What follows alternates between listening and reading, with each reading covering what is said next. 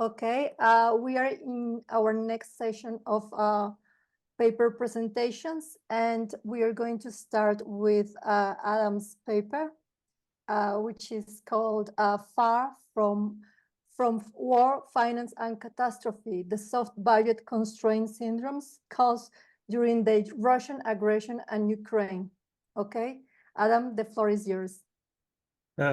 Thank you, Maria. It's a great pleasure to be here to present my paper. This is to introduce just after yesterday's discussion, I added this slide. How important in the history of economic thought the war finance, and the title I learned it from Perry's book. And let me start with Budget, who said that if there were no war, there would have been no Bank of England. And also, I just realized yesterday that when the Civil War took place in America, Budget was supporting the South and were writing bad things about President Lincoln.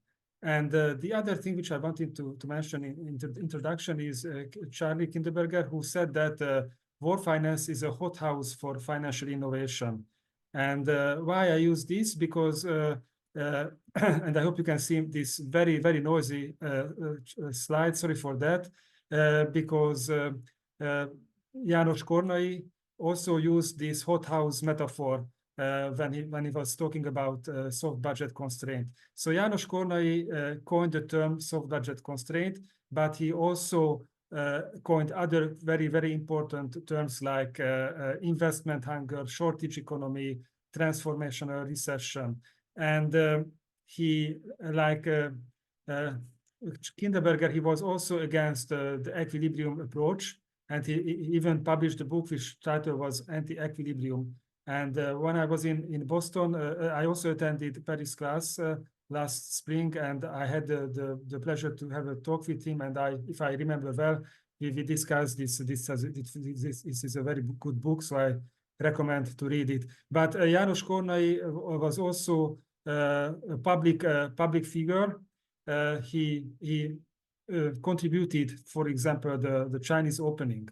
And he was in this picture. You can see that he attended a very famous boat conference in 1985 with a couple of other famous economists, and they convinced the Chinese party leaders to open the economy, and that was kind of interesting.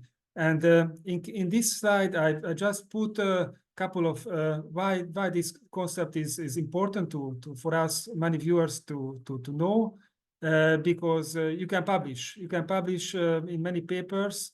This is a list which I found that, for example, 30 articles from Journal of Economic Literature, 20 from the American Economic Review were discussing this theory.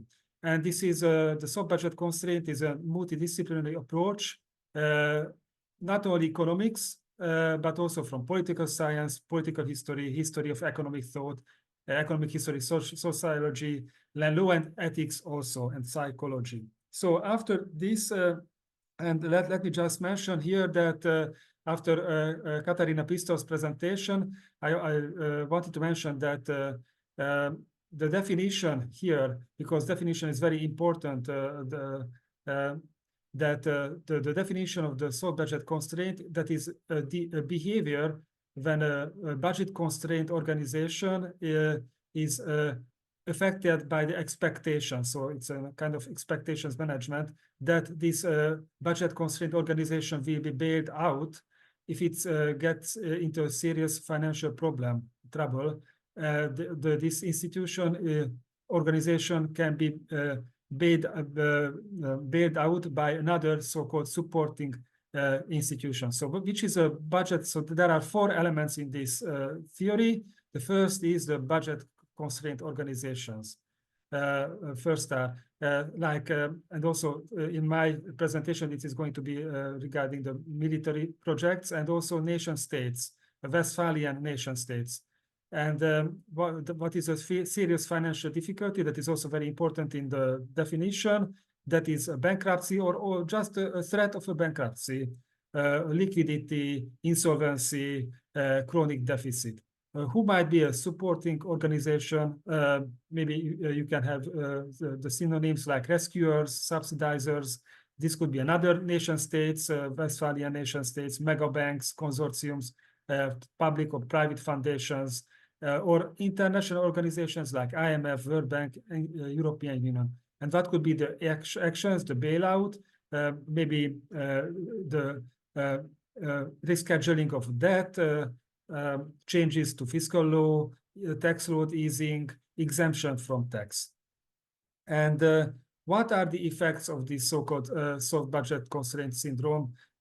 This reduces the efficiency of the organization, the efficiency and the price and cost sensitivity of the organization. It alters the outlook of the managers, and the managers devote less attention and their energy to improving the original function of the organization. Instead, they give more energy to fostering relation with the potential rescuers and the gaining patrons' attention. And in the long run, it damages the morals of the society. The decision makers think that they will muddle through somehow, somebody else will pay instead of them. So how I can use this method, theory in the current ongoing war? I will, in the next part of my presentation, I will show the Russian and then the Ukrainian cases. So there are some numbers about the Russian economy. For example, the GDP in $1 billion. This is one of the largest economy in the world in PPS, public poverty, public PPS data. And what is the serious financial? So my hypothesis that the Russian state is a budget constraint organization in the model. And what is the serious financial difficulty? We all know that there are sanctions against Russia. There is a high inflation. Many foreign companies leaving the country, which lives in a very bad financial situation. What are the actions? There are internal reserves. I will show in the next slides. They use the so-called military Keynesianism and the monetary policy solutions. And there are supporting nations and bilateral agreements. So Perry always uses the recent Financial Times. So this is the Financial Times for the weekend. You can see that there is a huge essay in the Financial Times about the Russian economy. But you can see in the chart that the defense spending is skyrocketing. In the defense spending is higher than the social policy spending. First time ever this year's budget. But it's not only the military hardware, but also that the Russian states spend a huge amount of money on the occupied territories, and they use war-related social payments for those who die for their families. And also Putin is paying military suppliers like 80% in advance, many times in cash. And there is a problem about the inflation, which is growing very speedily. But there is a currency control in Russia. There are so-called voluntary donations. Western businesses should pay when they leave in the country. And the inflation is the #1 priority. How they manage it? I showed, sorry, I didn't mention the name of the Russian governor of the central bank. She's really professional. We can see that the Russian central bank started to increase the base rate. There is a psychological value, the ruble value against the US dollar, about 100. When it reaches, there is needed some very special dedicated targeted actions. And also another action is the Russian National Wealth Fund, which was founded just before the global financial crisis. And you can see that just before the war, the Russian state accumulated huge amount of money there, but they are spending it. They are spending it very, very, very fast. That is why Russian state needs bilateral agreements with many nations presidents like the Turkish, the Chinese, or even Putin just visited very recently the Indian president. And finally, what is the situation in Ukraine? I also state that I claim that Ukraine is a budget constrained organization. The GDP is much less in Ukraine than in Russia. They have had a huge budget deficit. There is a huge employment. There is a growing debt in the GDP. Just for example, the GDP shrank by one third, 30% in 2022. Ukraine military spending is very high, rose 1 year to another by six times. Poverty increased from 6% to 25%. Many people left the country. There are direct damages in Ukraine during the war due to the war. Who are the supporting organizations? They are the European Union, nation states, Germany, Baltic states, USA, America, IMF, World Bank, and there are bank bailouts. In this slide, you can see that the European Union and the United States are the two greatest donators to Ukraine. And very recently, just this week, sorry, the European Union published that they're gonna made a concluded that they're gonna support with 150 billion support package for Ukraine. And also in last October, they published that they will support Ukraine and its people as long as it takes. You might remember Mario. It was Mario Draghi who used these terms. As long as it takes, but also let me refer to Charlie Kinderberger about the innovations, hotbed for innovation, financial innovations. So one example for innovations, financial innovations, is the price cap on Russian energy imports, which if I have a question, I would be happy to talk more about it. And and this is a reference to budget, that in the Financial Times, there was an idea that the NATO should found a new bank. And that could be, according to the article, that could be a game changer if it would be properly capitalized, because NATO members, very few of them spends 2% of their GDP, because voters prefer other kind of cost expenditures. And this is to conclude. I think that the soft budget constraint syndrome can be adopted. It could be a good analogy here by Russia and Ukraine. And I think that the Russian economy proved far more resilient than many economists experts had expected prior to the war. Russia's GDP is bounced back, and this is a war always a non-equilibrium situation, which Kinderberger and Kerenyi their researches could be used here. And and I also think that the most dangerous topic here is that the ultimate danger is that this soft budget constraint could be the new normal, and reckless spending could be the new normal. Thank you for your time. I stop sharing. Thank you, Adam. I think you took less than expected, 1 minute less. So if anyone wants to comment, ask questions, this is the time. We have 2 minutes for that. So go ahead.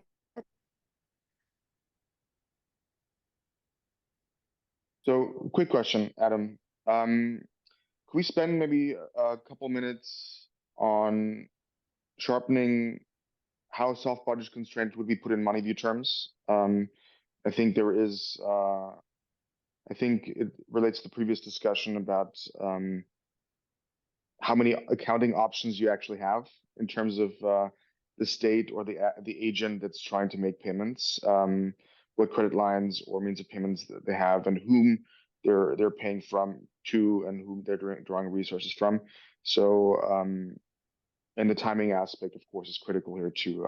I think it's quite an interesting concept, and I was wondering if we could sort of spend a little bit more time clarifying exactly what the soft budget constraints might mean in money view terms. And yeah, sorry, are we doing a discussion, or are we? If you were gonna take more than 1 minute, it's better to leave it for later. So Okay, I will leave it later. Thank you. okay. So let's continue with our next paper. So it's the prospects of local currency. So it's the prospects of local currency denominated loans in the global development finance architecture. And the presenter is Alfredo Schclarek Curutchet. I don't know if I pronounce your name correctly. Sorry about that. Go ahead. The floor is yours. Okay, so thank you. Yeah, my name is complicated. I'm Alfredo Schclarek Curutchet. I'm from Argentina. I work at the National University of Cordoba and the National Scientific and Technical Research Council. And this is a joint paper with Jiajun Xu from the Institute of New Structural Economics at Peking University, China. And just very briefly, this is studying multilateral development banks, and basically how they finance themselves is very basic to the possibilities that they have to lend in developing countries in local currency. And let me say that I'm using the money view. Why I'm here? Because I use the money view to think of these ideas. In that sense, it's helpful, very helpful. And yeah, let me just go so that we can. So how do multilateral development banks finance themselves? Well, usually they issue bonds in the international bond market. That means that these MDBs, the multilateral development banks, have liabilities in US dollars or euros. They could also be capitalized by the owners. That means that they have no liabilities. And they could also issue bonds in the local bond market. In that sense, the liabilities would be in local currency. And of course, they are not funding themselves through bank deposits because they are not in the payment system. So what type of projects do these multilateral development banks finance in host countries or developing countries? Well, these investment projects are, I have divided them, and you have these export enhancing investment projects. Those are projects that generate US dollars. So you could think of building a port or developing export agriculture. They could also be, and usually are, domestic oriented. And in that sense, it's projects that don't generate US dollars. For example, a solar or a wind farm or a sewage system. So if these projects that are financed by MDBs are EXIPs, export enhancing, well, then there is no FX risk if MDBs provide loans in US dollars. But so that's not a problem. But the problem is that many of these projects are domestic oriented, and this is central for all this new green transition. So that's why this question is very important. So this means that if the loan is provided in US dollars, then there is this FX risk because you are lending in dollars, but this project will not generate US dollars. So to pay back, that is a problem. and there would be no FX risk if the MDB loan was made in local currency. However, if the loan from the MDB is in US dollars, that means that there is no currency mismatch for the MDB. So it has both assets and liabilities in US dollars. Instead, if it's providing US loan to a domestic-oriented investment project, then there are FX risks. So there is a certain probability of a currency crisis. So why don't MDBs just provide loans in local currency? Well, the problem is that in that case, because if the MDB was financed in US dollars by issuing bonds in the international market, there is a currency mismatch between the assets and liabilities that could lead to a credit rating downgrading. And that's why MDBs don't want to lend in local currency. So this is a problem, because on the one hand, you want to lend to projects, for example, in green transformation, like wind farms, etc. But these projects are not generating US dollars. So the question is how these projects and the country as a whole can pay back these loans if you are investing in projects that are not generating US dollars. So the objective of this paper is to try to analyze which funding alternatives MDBs have that allows them to provide local currency loans without having this currency mismatch, or at least minimizing the problems of that currency mismatch and the risk of getting downgraded by rating agencies and increasing the funding cost of MDBs. So there are basically, in this paper, I analyzed 3 cases. I would say that the first 2 are not my ideas, and the third one is my idea. I mean, these 3 alternatives, there is no perfect solution to this problem. All these solutions have both advantages and disadvantages. And so the first one, it's based on Eichengreen and Hausmann and Persaud.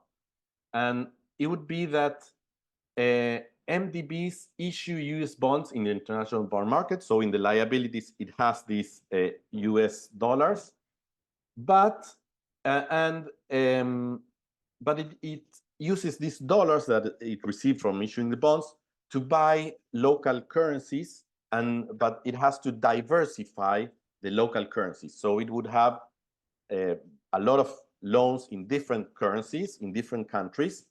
And by doing that, the idea is that the MDB can diversify away this FX risk by diversified currency portfolio of local currency loans. So if that is true, the MDB would still have a currency mismatch, but the FX risk would have been diversified away. What are the advantages of this solution? Well, it reduces the currency mismatch of the MDBs.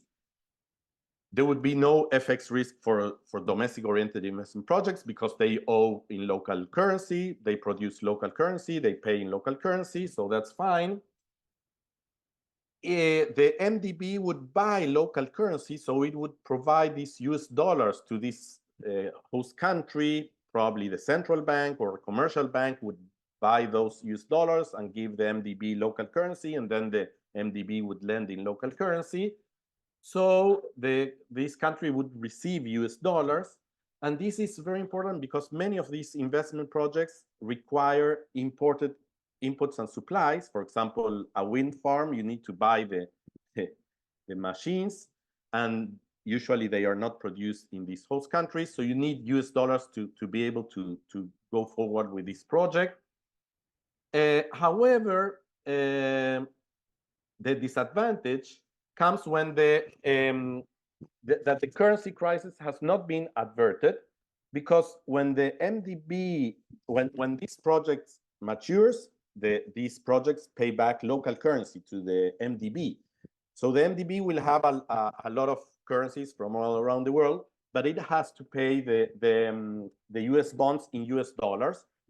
And so then it would require to exchange all this local currency for US dollars. And that is a problem because it could happen that, well, these countries don't have enough US dollars. And probably, I mean, the problem is that because you have invested in a project that didn't generate US dollars, but then you need US dollars, you would need another sector that provides those US dollars. Yeah. The second solution is based on Levy-Jejati 2007, and that is that the MDB issues local currency bonds in the local market. So in that case, it would have liabilities in this local currency. It would provide local currency loans to these investment projects. There is no currency mismatch, no problem there for the MDB. And there would be no FX risk for these domestic-oriented investment projects because it owes local currency, and when it gets the proceeds from this project, it can pay back the loan without any problem. However, the disadvantage is that this host country is not receiving US dollars, so when it wants to buy these inputs and supplies for this project, that would require that US dollars from somewhere else, from another sector or from accumulation by the central bank, provide those US dollars. So that is a very problematic with this solution. By the way, there are other advantages and disadvantages. I'm not telling them, just to keep the timing. The third case would be, and this is my idea, would be that MDBs establish a peso fund by using the US dollars it receives from the recapitalization by the owners. So in this case, the MDBs would be recapitalized, maybe with US dollars or with these SDRs that rich countries don't use. The MDB then would use these SDRs or US dollars to buy local currency from the local central bank or local commercial bank, and then would use this local currency to lend to these domestic-oriented investment projects. And when the domestic-oriented investment project pays back, the MDB don't have any liability. They don't have to pay back. This makes a connection with the previous discussion when talking about the difference between liabilities and capitalization and capital. So it could create, with this local currency, it could create this local currency fund, and it could continue lending in local currency using that fund. This solution has the advantage that there would be no currency mismatch for the MDB because it doesn't have any liabilities. It's all capitalization. There would be no FX risk for the investment project. There would be access to US dollar because when the MDB buys local currency, it is providing these US dollars to this country. With those US dollars, the investment projects can buy imported inputs and supplies.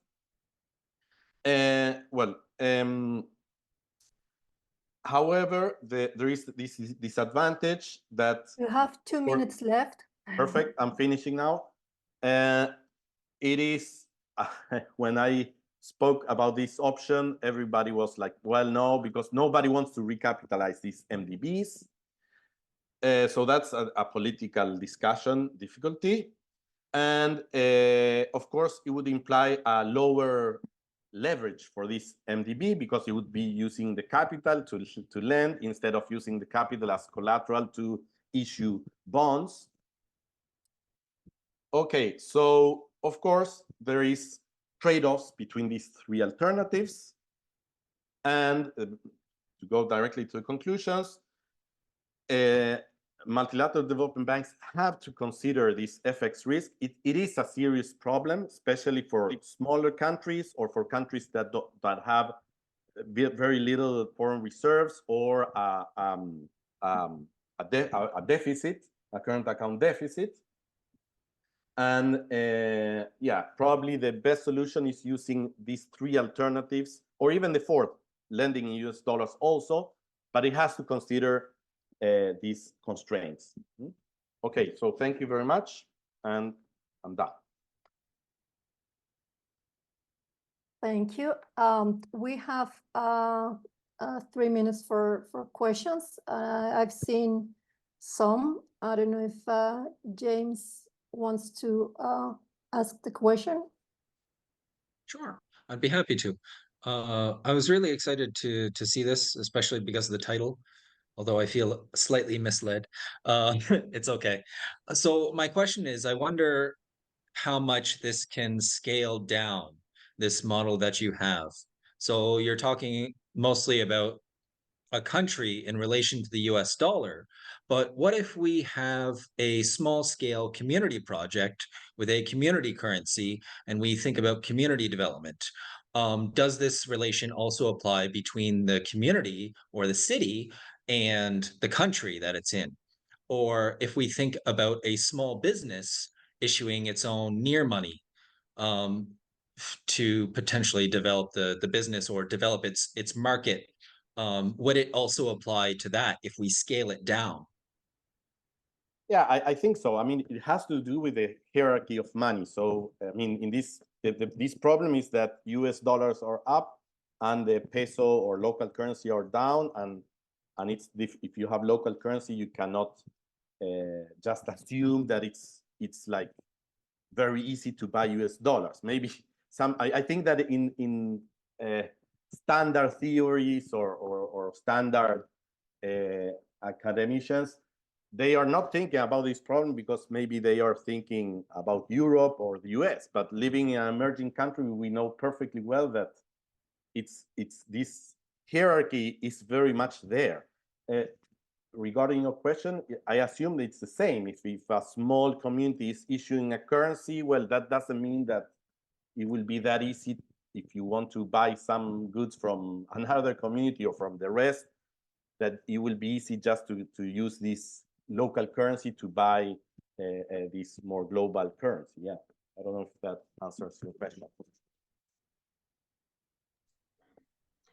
May I say something? In the old days, there was a provision that that cost in local currency should be provided by the domestic country in many projects.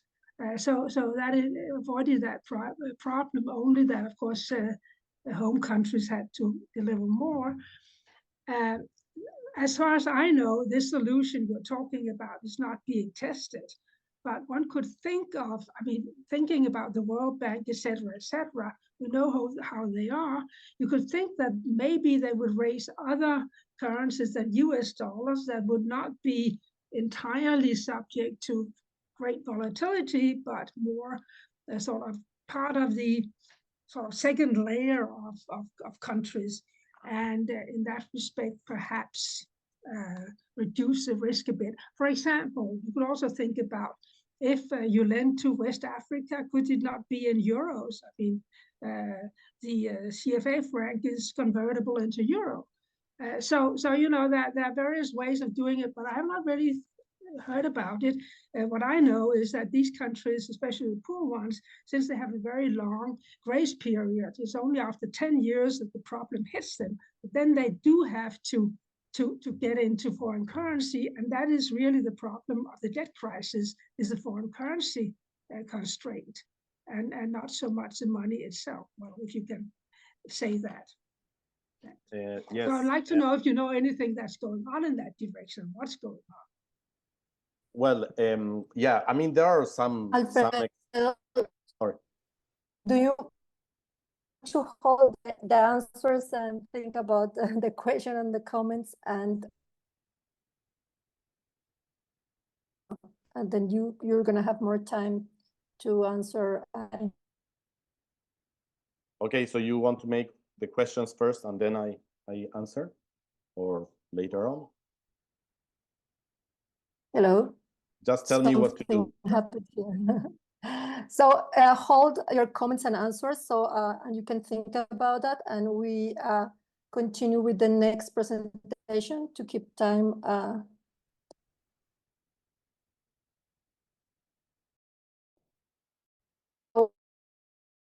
Ready?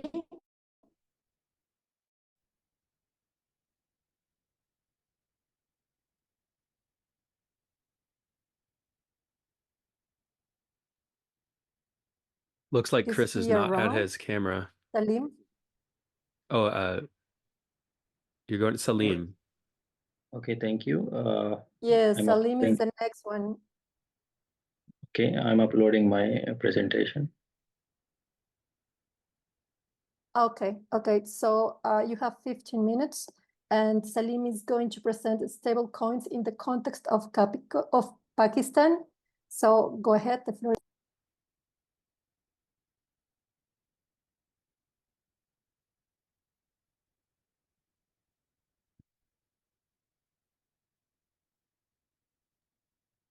Saleem? Okay, I have a little issue to uploading my presentation because I'm not accessing my I think.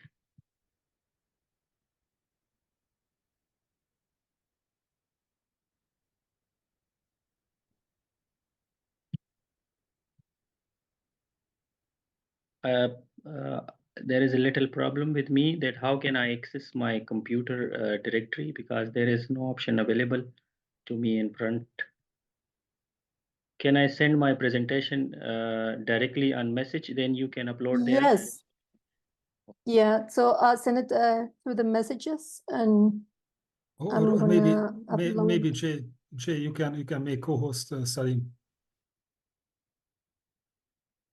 I think the share screen should be Oh, available yes. to everyone. There should be a green button at the bottom that says share screen, or maybe click on the three Okay, dots. okay, okay, Yeah. okay. Can just I click on the share button, and then Yeah. it will be okay. Mhm. Thank you.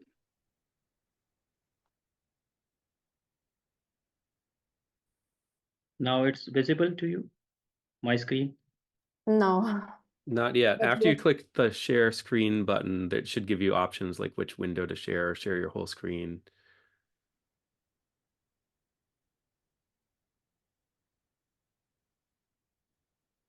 Now it's okay. It's Yeah, you got I it. see. Okay, Yes. thank you for your time. I'm just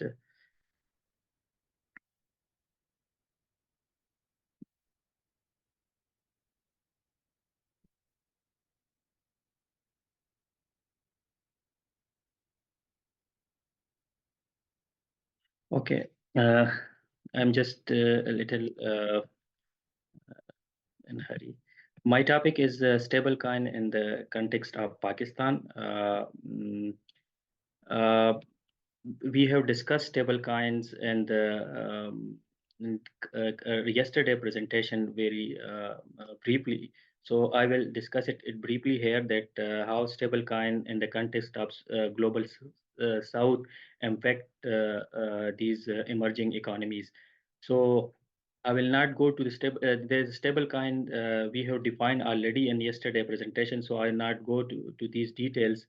These are the three type of stable coin: fiat collateralized stable coin, crypto collateralized stable coin, and commodity collateralized stable coin. So we have discussed yesterday. So for the time is short, so I will go through directly to my presentation that how adoption of crypto asset in emerging economies with a focus on Pakistan. Pakistan is one of the countries which is very lowest in the money hierarchy, and we have very constraint on the dollar reserves. So we have almost 70 year we have macroeconomic instabilities, and inflation is very high throughout the period. So the people there is a statistics survey revealed that 6% peoples in this survey said that we are using cryptocurrency in 2009, and now it is in 2023 it is 18%. of the share responded who indicated that they are own or use cryptocurrencies. So there is a diverse motivation for the adaptation. Individuals see cryptocurrency as an alternative to limited investment and saving options, and perception of crypto asset as a secure sanctuary, especially the mid and instability of domestic currencies. Uh, uh, there is a local recognition of crypto adaptation in emerging markets. Global Crypto Index by Chain Analysis in 2023 highlights that extensive adaptation in emerging market economies. 18 out of the 20 position occupied by the emerging markets, with the US and UK are the only advanced economies in the 2020 in these top 20. Pakistan stand out globally as a leader in a grassroots cryptocurrency adaptation, securing a spot in the top 10. Picking driving crypto asset using an emerging market are preservation of value in the face of high inflation and currency degradation, facilitation of efficient cross-border remittances because Pakistan is relying on the remittances. So there is a lot of hurdles when you remit between two countries. So stable coins are now people use because previously we used Hawala Hundi, which is like a stable coin, but it was used on manual ledgers, and now USDT is replacing this, and the people are using now. Meeting demand from migrants. Instance where cryptocurrency is a pathway to higher investments. Some people use it for speculative purpose too. So these are the driver for adaptation in Pakistan. There is studies which also collaborated these assumptions, which these hypotheses which I have discussed. Because if you see, as from perspective of household face a trade up. If there is no stable coin, so household hold the domestic money for liquidity purpose, and foreign asset is a store of value. So when there is a foreign shock, so they can uh, they can move out from domestic currency to the foreign asset. So he used stablecoin in the model, and when stablecoin is introduced in this model, uh, they, he identified that introduction with a stablecoin payment is a menu to the household. So loosen this setup because stablecoin not only provide liquidity services but also a hedge against inflation and domestic asset. And also this is off-chain. The government authorities can't see this transaction. So it also is this is a best alternative to the local currency. So if a global currency in future can introduce to these emerging markets, so there is the monetary policy and the central bank will lose this credibility, which is because people will holding this stable coin in large amount, and the authorities can't trace it because of that off-chain and P2P transaction. He further said that the evidence provide that implication it provide implication for currency substitution capital outflow, because definitely if the large population holding these crypto asset and stable coins, and it is provide the hedge against inflation and macroeconomic instability. So definitely it will constitute it will substitute the local currency, and because of their off-chain nature, it will also help the capital outflow from the country, which is already a dollar-starving country. So it magnify a domestic output loses due to reduced exposure to domestic inflation and depreciation and net cost transaction. Further, because of the monetary policy transmission mechanism, banks face large deposit outflow and significant reduction in net worth, and severity heightened in the case of contractionary monetary policy shocks, just like we have seen in the past 1 year, that people are now going to these stable coins because of this dollar-starving country, and inflation is heightened. Almost Pakistan facing 29% inflation in last month. So it is in real term, it is very much high from there. So if you see these type of asset which is off chain and you can convert through P2P transaction, your cash you can directly transact with cash. So it is a best alternative to hold in the foreign asset. So because of the off-chain analysis, in Pakistan there is a transaction in P2P. So we don't have enough data on it that how much people are holding these stable coins and crypto asset. But some analysis roughly suggests that it is almost $22 billion, which is more than the Pakistan foreign reserves holding State Bank right now, which almost $13 billion. So it is a too much amount, and maybe in future it will increase because if some global stable coin entities or some foreign CBDC like US issue this stability CBDC. Okay, there's another study which recently in December, working paper of the IMF working paper also vindicated these hypotheses. Two-country dynamic stochastic general equilibrium used one country like Pakistan and other the US size country and investigate the implication of small developing economy. Model include indigenous currency substitution. He introduces to the stablecoin in the household basket, and rich banking sector with financial friction deposits, stablecoin issuer producing stablecoin backed by foreign cash and bond. So the finding is that the stablecoin availability amplify currency substitution, bank intermediation fall, weaken monetary policy transition, worsening impact of recessionary shock, and magnifying spillover effect from foreign economy and domestic economy.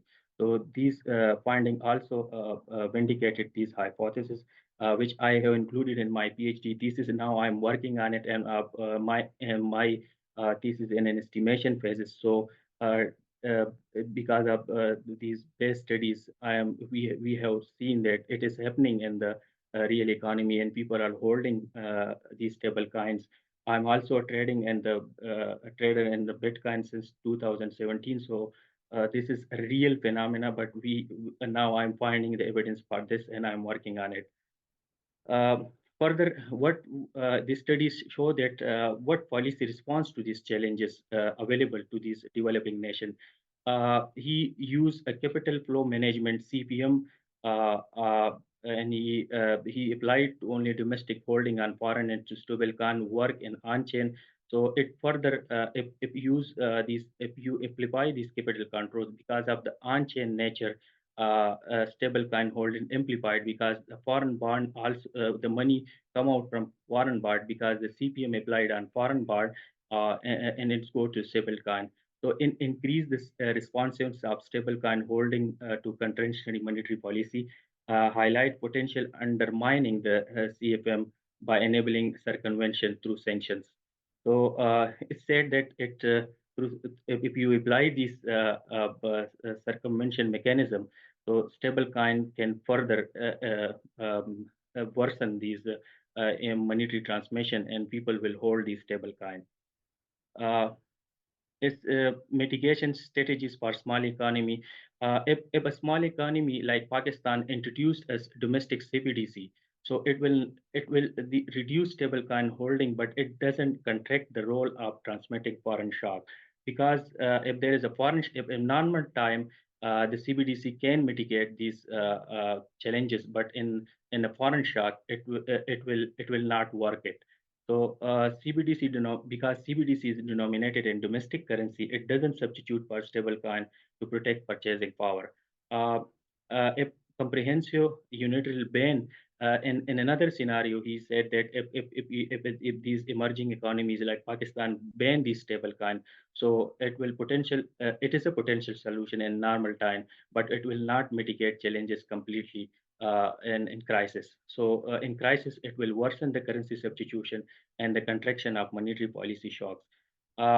There is only solution available if these emerging economies and the stable coin issuer like US in future if issue a global stable coin or CBDC. So there is only option available to these countries if they coordinated with each other and with the emerging countries, then they can find some solution and they can rescue their monetary policy and central bank. Otherwise, it is a severe risk to this economy in our upcoming future. So the conclusion is that the stablecoin play a crucial role in reshaping household asset allocation during negative shocks, and the amplified currency substitution and capital outflow may have profound implication for both household and banking institution, and also for the central bank to control these local recessions. So this is my conclusion. Thank you, Saleem. There is one question that I could see in the chat, and it's Chris. If you want to ask your question, we have 3 minutes more. So maybe you can ask the question and then we can answer later. Yeah, sure. I'll ask it quickly. So you mentioned that there'd be a reduction in banks' net worth if there was a deposit outflow, but I didn't quite understand that because they're reducing their liabilities as well as their assets. Yeah, definitely, because if you hold cash, so stablecoin is like cash attributes. So cash cannot mitigate these inflations, hedge against these inflations. So if stablecoin is available to the public, that they will definitely there will be run on the banks, and the people will hold these stable coins, because it not only provide liquidity, but also it provide the saving as a store of value. So it's like because they're having to sell off. Exactly, and that's happening right now. People are buying from their bank accounts through P2P. So because of this economic shock, the dollar is straws here, and we have seen that our exchange rate is from the last 3 months from 78 PKR to 320. It is almost 500 increase in our exchange rate. So definitely people are seeing that if they hold their currency in the local currency, they will lose the value. So and these Binance and other apps provide you can purchase even through crypto stablecoin by not converting into the local currency. You can purchase tickets, you can purchase from stores, from everywhere. So this provide enough liquidity services, unlike the bond previously not provided to the population. Thank you. And if someone else has more questions, we can leave it for the end. So the next presentation is from Chris, but I think he's having issues with his connection. Chris, are you with us? I'm back. Yeah, my phone just did something strange. Okay, good. So the next presentation is, sorry? Yeah, you ready for the presentation? Yeah, so I'm gonna introduce your paper. So Chris is here to present a new geographical representation of balance sheet dynamics. So Chris, the floor is yours. Okay, first thing to say is it's not a geographical representation, but a graphical representation. That was a mistake on the early shape. So anyway, thank you for the chance to present my work today. So if you've been through the MOOC, you'll know that perimailing demonstrates precisely what's happening in different scenarios by showing on balance sheets how each actor's assets and liabilities change. But what if you'd find it more intuitive to see the same information in a diagram, maybe one using colorful arrows? And if so, you're in luck, because that's what I'm going to be showing you today. So first of all, I'll explain what the arrows mean, and then I'll show some examples. But they're all from the MOOC, so hopefully they'll be familiar. Okay, so the key idea is net worth, which is assets minus liabilities. So your assets are the things you own plus the things that you're owed, and your liabilities are the things you owe. If you remember the second accounting rule from sources and uses accounts, it's that every source is another actor's use and vice versa. And the same thing applies with net worth, with a couple of exceptions. When one actor's net worth increases, another actor's net worth decreases by the same amount and vice versa. So here's a notation. It's an arrow pointing away from the actor whose net worth decreases and towards the actor whose net worth increases. If you only remember one thing from this presentation, I hope it's this. Normally the arrows are coloured to show exactly how the actor's net worth changes. So how do you know whose net worth is decreasing and whose is increasing? Well, the net worth decreases, or the one whose net worth decreases is the one who loses an asset or gains a liability, or it's one who has a credit in their T account, or it's the one who has a source in their sources and uses. And yes, that's correct. It is sources, not uses. The one whose net worth increases is the opposite. So it's someone who gains an asset or loses a liability, who has a debit in their T accounts, or who has a use in their sources and uses. Okay, so this is a slide I just inserted after liquidity happy hour yesterday, just to clarify something. So this is Bob. This is Bob's asset. And he might decide to value it. You can think of that as applying a function which takes an asset or liability and spits out a money value. I just want to be clear that when I'm talking about assets, liabilities, and net worth, I'm just referring to things on the right-hand side, not part of the valuation. So I'm not talking about net present value. I'm just talking about that, the actual assets and liabilities themselves. So with that technicality out of the way, let's look at the orange daily roast example. So Perry buys a coffee with $2 of cash. We've got the sources and uses accounts at the top. So I'll fill in that first. Above the line is the transfer of the coffee, and below the line is the cash payment. So from now on, I'm going to keep doing the same thing over and over. Circle in red the entry which decreases one actor's net worth, circle in green the actor whose net worth increases, and then show in the diagram below an arrow which represents that pair of changes. So here we go. So Orange Daily Roast loses a coffee, Perry gains a coffee, and that's represented by a purple arrow, purple for a tangible asset, from Orange Daily Roast to Perry. Now for the cash payment, Perry loses $2 and Orange Daily Roast gains $2 of cash. So we can represent that with this green arrow from Perry to Orange Daily Roast. Arrows for IOU assets are green. And that's it. So it looks like Perry and Orange Daily Roast swapped one thing for another because they did. Next, we'll move on to the Varelli Lamberger example where Perry pays by credit card. Okay, so we've got the sources and uses at the top again. So above the line is a Lamberger, and below the line are two new debts from Perry to MasterCard and from MasterCard to Varelli. So first we'll look at the dinner, the Lamberger. So Varelli's net worth decreases when it loses a Lamberger, and Perry's increases when he gains a Lamberger.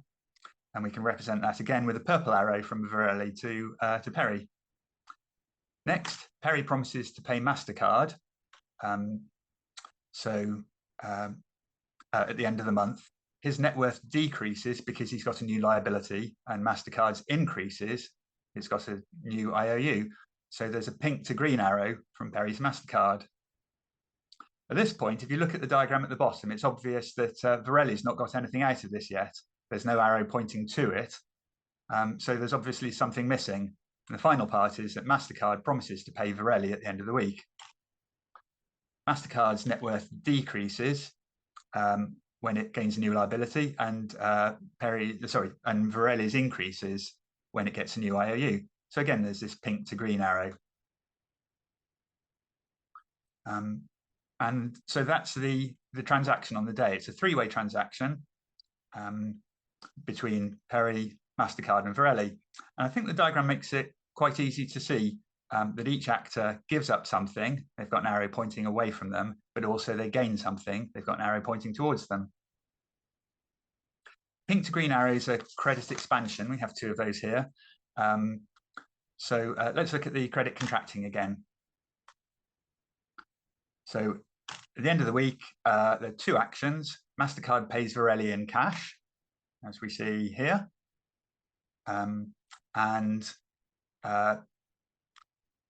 What does MasterCard get in return? Well, Varelli discharges the debt. So here they agree that MasterCard no longer owe them $20. And this is a green to pink arrow, which represents credit contraction.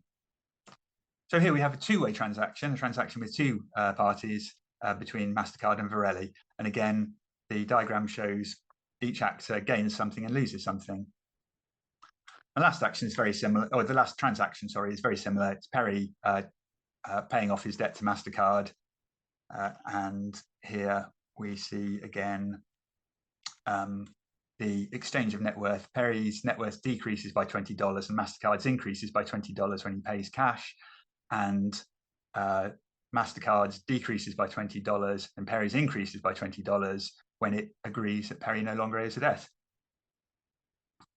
Okay, let's have a look at the cumulative effects of all these three transactions. And it's this: we have a Lamberger being transferred from Varelli to Perry, $20 cash going from Perry to MasterCard, and $20 cash going from MasterCard to Varelli. I hope that's a fairly clear indication of what's going on. We can actually simplify it slightly more because if you notice, Perry's paying MasterCard and MasterCard are paying Varelli the same amount of money. So MasterCard is just acting as a conduit for the money in this simplified example. So we can actually represent it rather a lot like this. So it's Varelli transferring a Lamberger to Perry and Perry transferring $20 cash to Varelli. If that looks similar, well, familiar, it could well be because it's exactly the same outcome as the Orange Daily Roast one. Okay, so I'll just talk through the actions quickly, the different types of action. All economic activity, I'd say, can consist of these types of action. So I'm using Borja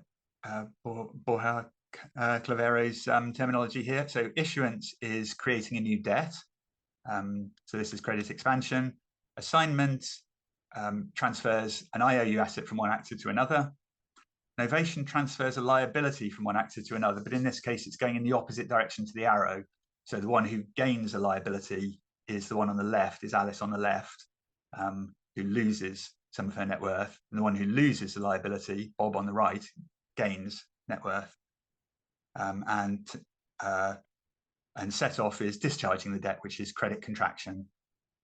At the bottom, it's the real economy. So production increases one person's net worth by increasing their tangible assets, and nobody else is affected. Assignment of a tangible asset just transfers net worth from one person to another, and consumption reduces one person's net worth without changing anybody else's. Choice of colors isn't random. A green arrow tip is always gaining an IOU. A pink arrow tip is always losing a liability. A pink arrow base is always gaining a liability, and a green arrow base is always losing an asset. Now, if you don't have colored pens or chalk when you draw one of these diagrams, you could just write a symbol to stand for the color. You can use plus for green, minus for pink, and T for purple. That's what I tend to use anyway. So we could represent them like this. So let's just flick between those two. Okay, let's go back to some examples. So now we'll do the euro-dollar lending setup. So here this time we've got balance sheets at the top.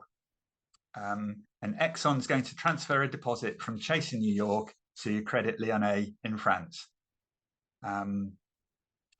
So there's the balance sheet entries at the top. And it works out like this in the diagram below. Exxon gives up its deposit at Chase. Chase transfers reserves to Citi via the New York Fed. Citi creates a deposit for Credit Lyonnais, and Credit Lyonnais creates a deposit for Exxon. And again, look at the simplicity of the diagram.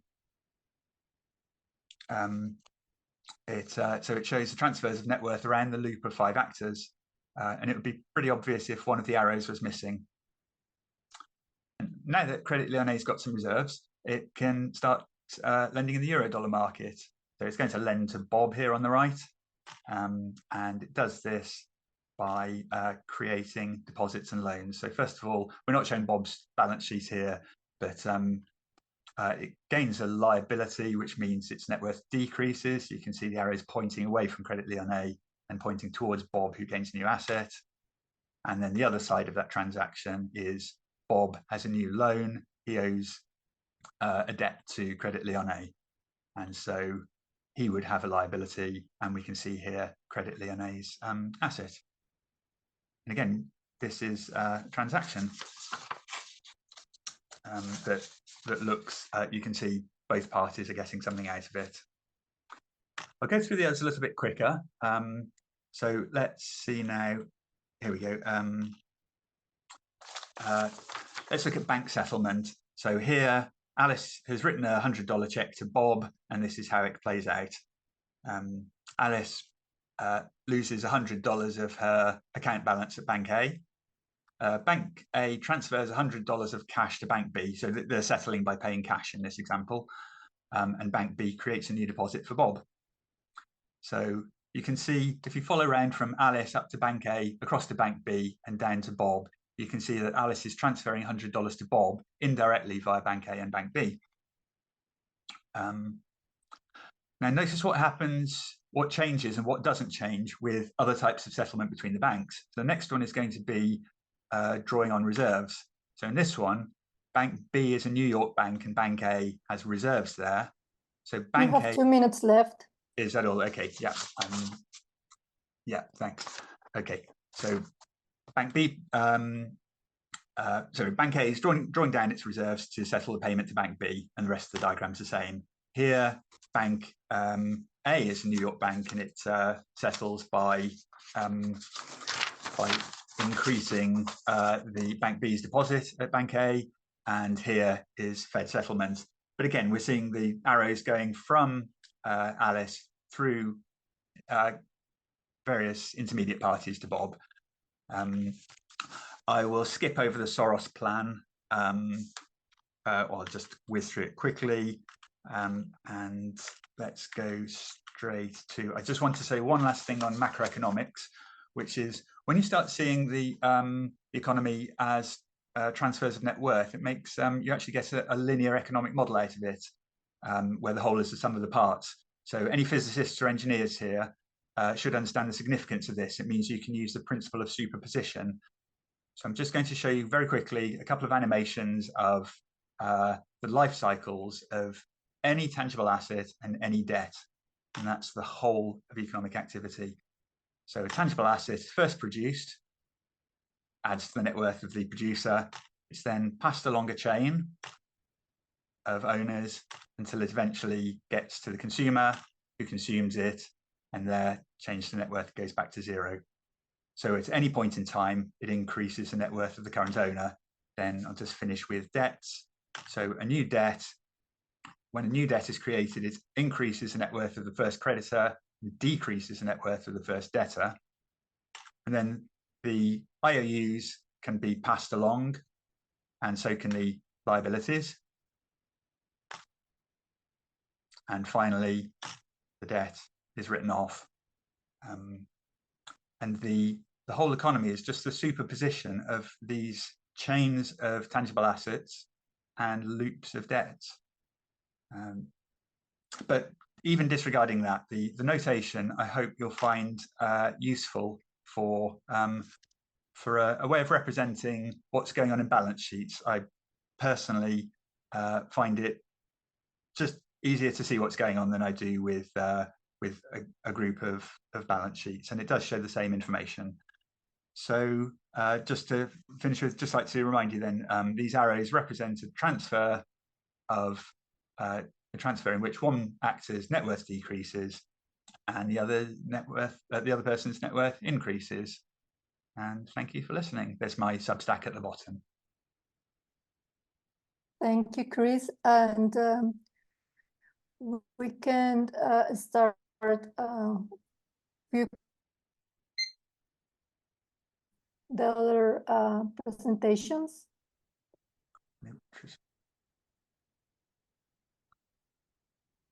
Shall I address that question about interest rate? Yeah, go ahead.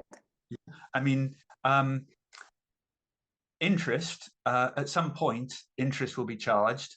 At that point, that will become a new debt owed by the borrower to the lender.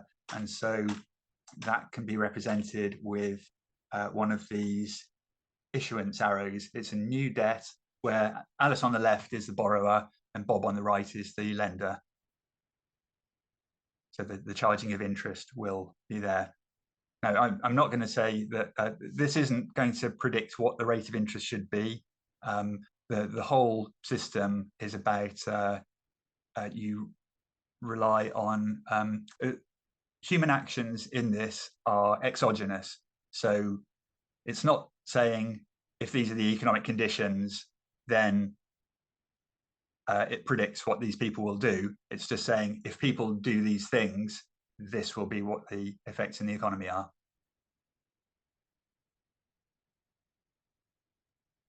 Okay. Any other question for Chris?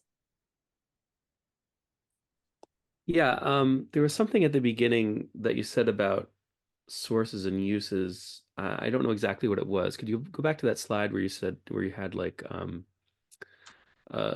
yeah, that one.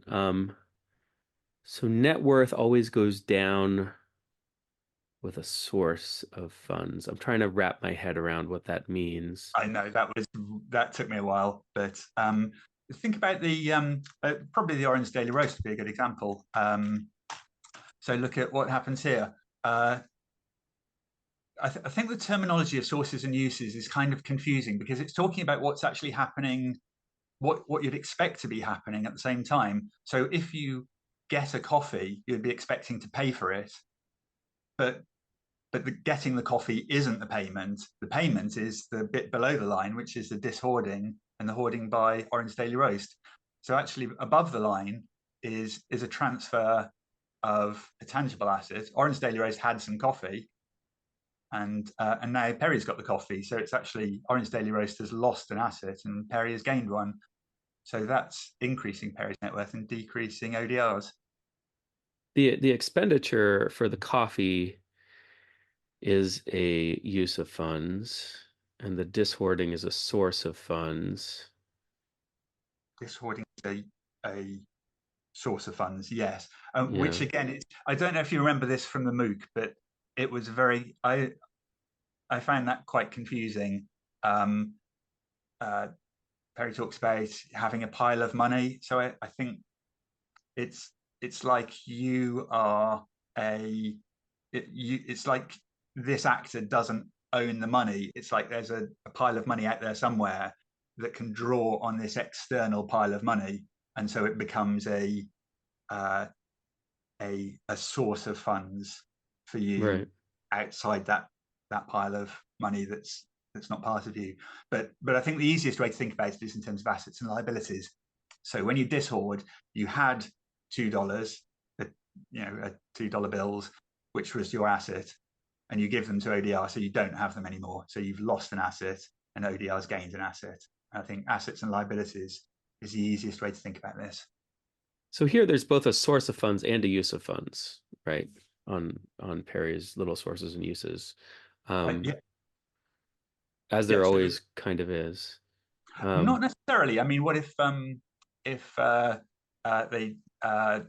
Perry, being a regular customer, goes in one day and they say, "Here, have a coffee on us," and as far as I can see, that could only be represented by the above the line part. Well, I think there would be no funds at that point. There'd be no source and no use because you're just handing him the coffee, right? I think I'm not sure exactly. I haven't looked in the details of what's it, Copeland, was it? Yeah, his Morris Copeland. rules about what counts as a source and what counts as a use. But we can definitely say that if a coffee is being handed over, then Perry is gaining a tangible asset and Orange is Sure, losing. yeah. And I think that's the way to think about it. Okay. I mean, I think the funds are specifically money. So there's other assets and liabilities, especially like, you know, if you borrow, there is a financial liability. And the source and use of funds is really it's a source of the actual money thing and a use of the actual money thing, or at least notionally, right? It's the cash flows. Yeah, I think that's it. I think the notional bit is why I'm a bit hostile to sources and uses terminology. It's possible to gain a liability without borrowing, and so I think I prefer to not just imagine that there's borrowing going on just because you've gained a liability, and just look at the fact you've gained a liability. And if you are gaining some cash at the same time as gaining a liability, we can treat that as a separate action. Green Right. arrow pointing to you. I'll have to think about this more. Thanks. And well, I have a question. I think you're treating questions that are different in economic nature in the same way. I mean, you talk about assets and liabilities all the time. I mean, if you look at the purchase of a cup of coffee, in the old days, you handed over a dollar bill to the cafe, and that was it. And I would say that even in this, I mean, representation where you sort of intermediate with the MasterCard, I mean, this is not a personal transaction of liability that is sort of Perry adding to one or the other of these guys. It's sort of something that nets out somehow. And well, yeah, you spend money and then you lose it and that's it. Then your net worth goes up and the other one just, there's no sort of direct relation. Whereas in a credit relationship, then you have a bond with these, with the two parties. They are bound together because I owe you something. I have to pay it back to you later. I would say that this Lamberger is really an extension of money as circulation. I think it's and then it gets into the payment system in a weird way. So I object a little bit to treating this economically as the same thing just because it has sort of come into the same system. I think there's a difference there. Another question I have is simply a factual question. When you send money overseas in one way through the New York market, I mean, to Credit Lyonnais, does that have to go through the euro-dollar market? Isn't that just an ordinary transaction that goes through the central bank if it goes anywhere? Is that really euro-dollar market or what is it? This was the setup for the euro. So Credit Lyonnais is getting set up to start lending in the euro-dollar market. So the euro-dollar market was just Credit Lyonnais lending to Bob. The rest of it is just the setup for that. It's just, all it is Exxon wants to transfer a deposit from Chase in New York to Credit Lyonnais, and this loop here is the set of economic actions that make that happen. My other question. Sorry, the one about yeah, but about the different types of credit and flow, and I mean, why sort of go into this whole scheme if you just have some ordinary spending of money? I mean, basically, I'm just showing it's literally one-to-one identical with the balance sheets. It's just another representation of what's showing on the balance sheet. So if you gain an asset or lose a liability, you've got an arrow pointing to you. And so we've got I mean, with the Varelli example, let me just go back to there. Yeah, we start off with this where there's a credit, there's expansion of credits here. So there's a Lamberger transferred from Varelli to Perry, which is paid for by 2 expansions of credit. And then that credit then contracts back down again with these later green to pink arrows. First of all, MasterCard to Varelli, and then Perry to MasterCard. And I think it's sort of, it's like representing that. Remember the diagram where credit's expanding and then contracting? And I think it represents that reasonably well. But then you have to have sorry, I would like to give opportunity to the other presentation. So if, because I was seeing, can you hear me? I was seeing that Jay made a question for Adam. So if you want to answer his question, Adam, and then we continue with Chris, and then also seeing a conversation between Saleem and Sebastian. So to be fair with all the presentations here. Thank you so much. Yes, thank you, Jay, for your question. I think that the soft budget constraint syndrome theory is like was coined 5 decades ago. So it has a lot more research about it, and I think that MoneyView can profit. There were also failures and ups and downs during the soft budget constraint theory. Just an example. János Kornai wanted to persuade the EBRD to name a composite indicator of the soft budget constraint, but he didn't succeed. So regarding bridge making between bankers and economics and academics. And just an example, because I know that we are running out of time, and I really enjoyed the other presenters a lot. I was thinking about the very famous phrase of which Perry mentions a lot, that liquidity kills you quick. So because if there is not enough cash inflow to cover the cash outflow, the game is over. But the soft budget constraint says that the game is not over if you have no liquidity. You can manage, you can muddle through. If you convince the decision makers, you can find someone. So maybe that and to finish my reply is that I think that is common, that both theories focus on the economic units, like households, corporations, central governments, local governments, over even nation states. And I think that could be a joint research avenue in the future, because this presentation of mine was uncharted territories. So the nation states as economic units in this war finance. Thank you. Thank you. And is there any question for Alfredo? I think I had to. We can continue with.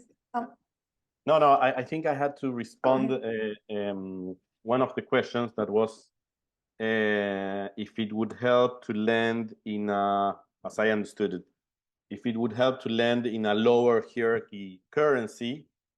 And the answer is, well, no, if this local currency, for example, the Argentinian peso, is below that hierarchy, then it doesn't help. Yeah. So the hierarchy is there, and there is not much we can do about it. I would say that the important thing is to finance export enhancing projects that will produce these US dollars for this host economy. So that's quite important. But the problem, again, is that as we go for the green transition and people are talking about I don't know if you have heard about it, but they are talking about the billions and trillions and how to scale up funding and like that, because we need to invest in green transformation. But what they are not considering or not considering sufficiently is this problem that I'm talking about, that, well, you can finance all these projects, but then how will these projects, or even the whole country as a whole, would be able to pay back if these projects are not generating US dollars? So this is you want to save the world to do this green transformation, and that's really important. But in this process, you should not kill these developing countries. Yeah, and that's why my solution is, well, if you want to solve the world and not kill these countries, well, you should recapitalize these multilateral development banks. And there is I don't have any examples or clear examples of this proposal that I'm making having been made by a multilateral development bank. But well, in the next future, we are planning to do like I mean, this paper was more like a theoretical paper to use as like a reference, and the next steps are doing like more like case studies or looking at the data. By the way, I am in this Financing Commons Summit, that is this gathering of development banks, more than 500 all around the world. They have been gathering the last 4 years. So this is a quite important topic. Yes, that's, I think I answered the questions. And then for Saleem, I know Sebastian was asking questions, and Chris as well. So you want to answer, or the questions were already answered? I have answered. Yes, I have answered in the chat box, but if he specified a little bit his question about the stablecoin, because he is asking about the on-chain and off-chain stablecoin. There is only one stablecoin which is more used in Pakistan, is the USDT Tether, and the most popular exchange here is Binance. So the people, he also asking about the network, which network the people use. So definitely people prefer the cheapest transaction network, which is Tron. Although it is not a much secure network, some payments missing there, but people mostly use these Tron networks for transaction. I hope I answer their question. Yeah, I think the annual is that people are using Binance as well directly, peer-to-peer inside Binance. Because that's interesting, because that means that it's just a transfer of IOU of Binance, IOU of USDT, and it never touch the blockchain. So it's a transfer of stablecoin, but the whole blockchain and really the whole stablecoin is not super important. And obviously that reduces the cost because there is no blockchain. Exactly, because here we can only transact through blockchain P2P, because we can't transact with our debit card. First, it is just like a hawala. We settle amount through banking transaction, and sometime in cash when there is a large amount and people avoid these authorities, so they can transact through cash like P2P, and through Binance or blockchain they exchange these tokens. So there is simultaneously two type of transaction happening simultaneously. They are only exchanges cash in P2P, or sometime a small amount happening through banks, and then in Binance and blockchain they can transact these tokens, so the payment settle in both with both parties. Thanks. Thank you. Okay, and I think we are close to the next session, but I don't know if we can steal some minutes from the next session to continue the discussion with Chris and Karen and Perry, if it's that okay for everyone.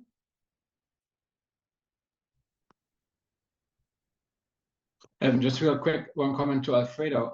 I posted in the chat, if you're interested in collaboration opportunities, that seems to be a hot topic, 4 pointers, and maybe just one of them is with Karina and Anina, who are also in YSI. They have received funding to look at the same space. So just wanted to shout that out to you. And Brazilian is Karina.